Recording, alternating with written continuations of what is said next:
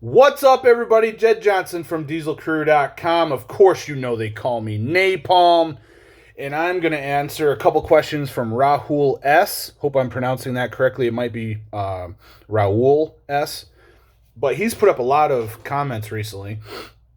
I'm going to go ahead and answer them right now.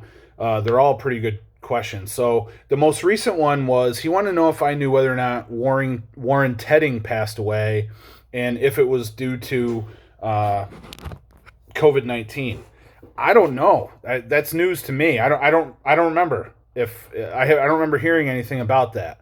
So I don't know if that's true or not. If it is true, then that's a shame because Warren. I actually thought Warren passed away a long time ago, but maybe I'm thinking that he was retiring from gripper making, and I'm getting that mixed up. I'm not really sure. I can put my thinking glasses on,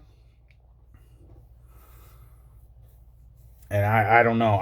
Like I said, I thought Warren already passed away, but it's possible. The other thing that this gentleman wants to know is, am I able to get any gripper up to a level 9 GHP down to a quarter of an inch? So apparently he read this somewhere.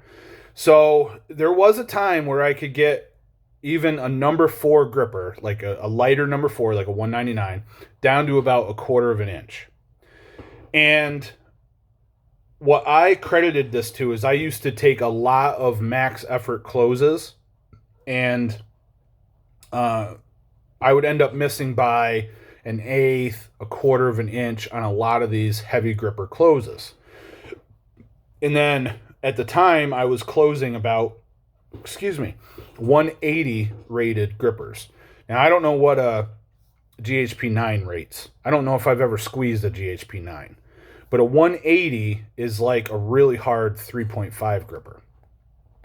So my best ever close is I would say is the MM4. I would say it rates about 180 or so. I don't remember what the estimations are for those grippers anymore. But because I used to just constantly try to close heavy grippers, I got really good at squeezing grippers down that deep. However, because I missed so many times at that point in the gripper sweep, I also began missing a lot of times on lighter grippers at the same point. So what I had to do was I had to change my training up and focus more on actually closing the gripper and holding it. And that was actually what brought about the program cadence-based training. I saw that I was starting to get better results in closing more grippers all the way in like the 165, 170, 175 range due to focusing on the end range of motion, range of the movement. So basically, I just improved my sweep. Once I started doing that, then I wasn't able to take the number 4 down as far as I recall. So do you want to close the gripper all the way, or do you want to get it down to a quarter of an inch? Yeah, squeezing a number 4 down that far is pretty impressive, but it's unnecessary. So when I was, at my peak with grippers, I was focusing on the end range of motion, just like I show you. Basically, the programming in cadence-based training is exactly what I followed from like 2014 to like 2017. And then basically since 2017, all I've really cared about is silver bullet, because grippers just take a lot out of me and it's hard for me to recover. So I don't train them that much, guys. I really don't. I'm not pulling anybody's leg here, or we're trying to, trying some kind of gamesmanship or something like that. I just don't enjoy training grippers. So at this point in my career, I don't train them that much. If they come up in a contest, I train them. But yeah, there was a time where I could take just about any gripper you handed me, up to and including some light number 4s, and I would get it down to a quarter of an inch. However, at those times, I was also missing grippers that were lighter because my end range was not trained effectively. Once I started training the end range effectively, then I was closing heavier grippers and lost my ability to get the number 4 all the way down that deep every time.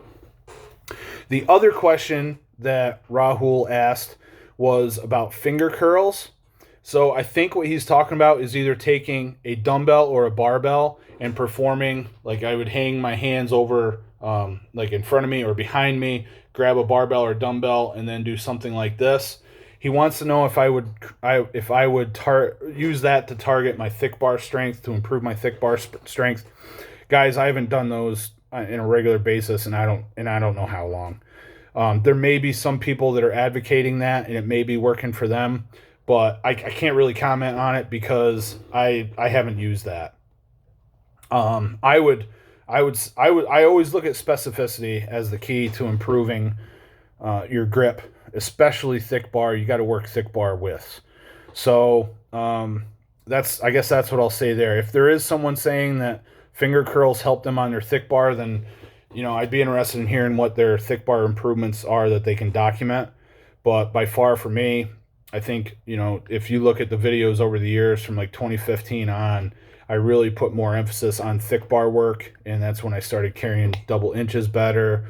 Then in 2018, I cleaned the inch dumbbell. So just focusing on more thick bar work was the most important thing for me. So I hope that helps. 3 questions answered from Mr. Raul S. And if you like the video, give it one of these, brother. Make sure to subscribe, share it to your friends. Any other questions, leave them in the comments section below. All the best in your training. Take care.